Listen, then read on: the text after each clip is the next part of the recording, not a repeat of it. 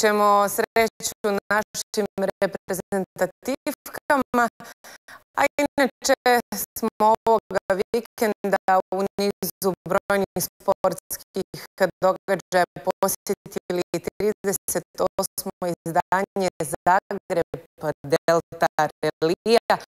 Relijaška sezona se zahuktava. Kako je bilo u Zagorju, saznajemo od Borisa Jelavića.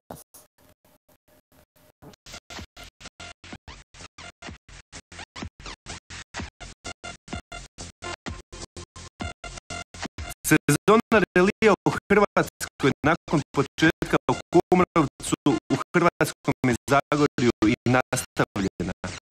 Ovaj put na redu je bila dionica oko Marije Bistrice i Stubice. 38. izdanje Zagreb Delta Relija. Sunčano vrijeme dočekalo je 33 posade na startu. Zabiranje što bolje pozicije kako bi se pratio oktanski spektakl u lijepom zagorskom pejzažu nije se štedjelo. Nakon 12 iscrpnih brzinskih ispita slavila je zagrebačka posada Juraj Šebalj i Toni Klinc u Mitsubishi Lanceru Evo 9. Reli je počeo vodstvom Nike Pulića, ali njegova borba sa Šebaljem trajala tek do trećeg brzinskog ispita. Na to se nadovezao i problem posade Silađi Čanji s diferencijalom, pa je praktično sve bilo riješeno nakon polovine relija. Šebalj do kraja nije ispuštao vodstvo. Ovo je za posadu Šebalj Klinc četvrto slavlje na ovom reliju. Posljednji put slavili su 2007. Ne mogu reći da je bilo lako. Ovo promjeni smjera je bilo jako puno šljunka koji nije bio na putanjama. I onda smo se jako borili, bilo je jako teško ne napraviti greške. Uglavnom sa dobrim tempom smo došli do cilja i evo, skupili vrijedne bodove. Silađ je bio sretan što je završio utrku s obzirom na probleme koje je imao. Silađ i Čanji tako su zauzeli drugo mjesto u svojim Mitsubishi Lanceru Evo 9.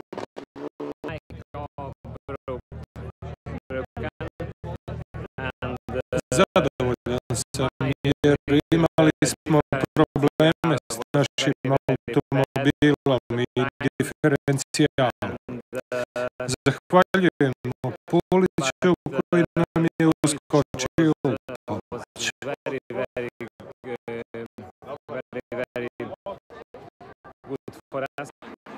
Treće mjesto na ovogodišnjoj Delti pripalo je Nenadu Lončariću i Tomislavu Pazmanu u Subaru Imprezi. Najteži mi je reli, najteži mi je brzina bio ovaj Golubovec. On mi se nije sviđao, njega smo slabo istrenirali, a samci su tradicionalno dobri, imaju par tih hardova gdje se nešto zručno navuče koji ima nešto skokova. 38. Delta Zagreb bodovao se uz međunarodno prvenstvo Hrvatske i za prvenstvo Hrvatske te prvenstvo regije Sjever Haksa. Vilija Prodan i Zdravko Drženović tako su osvojili prvo mjesto u klasi 3 te peto mjesto generalke. Drugu pobjedu u klasi 2 upisao je Goran Sertić i njegov suvozač Marko Stiperski. Zanimljivo i 6 je pripadnica ljepšeg spola nastupalo u ulozi suvozačica na reliju.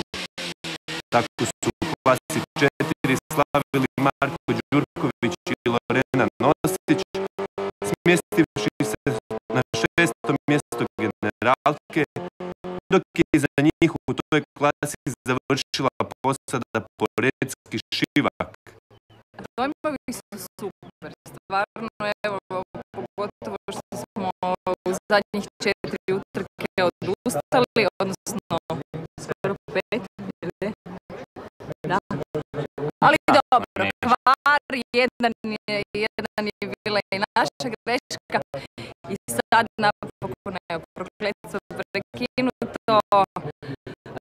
Super je bilo, išli smo stvarno brzo i stvarno smo sretni i zadovoljni. Jesmo? Izvukli smo par situacija, to je bitno.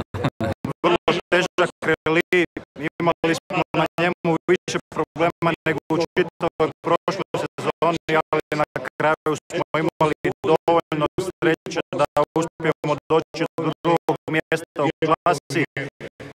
Kumovalo je to malo odustanaka ostalih posada, ali možemo reći da smo vrlo zadovoljni.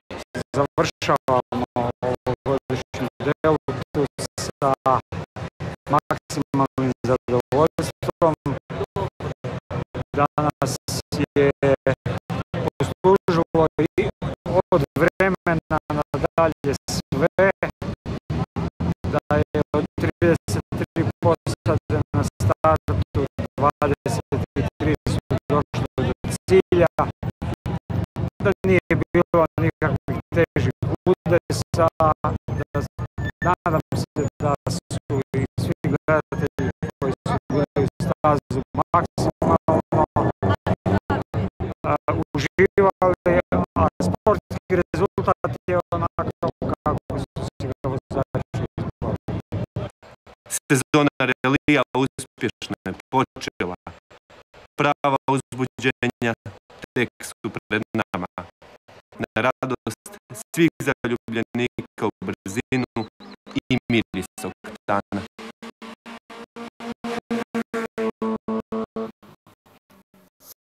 I sa kopna ćemo se sad preseliti do mora. Završena je regata svjetskog kupa u Francuskoj, na kojoj su svoju izvrsnost ponovno potvrdili hrvatski jedriličari i time uistinu dali mnogo razloga za očekivanje jednako tako sjajnih rezultata i na predstojećim olimpijskim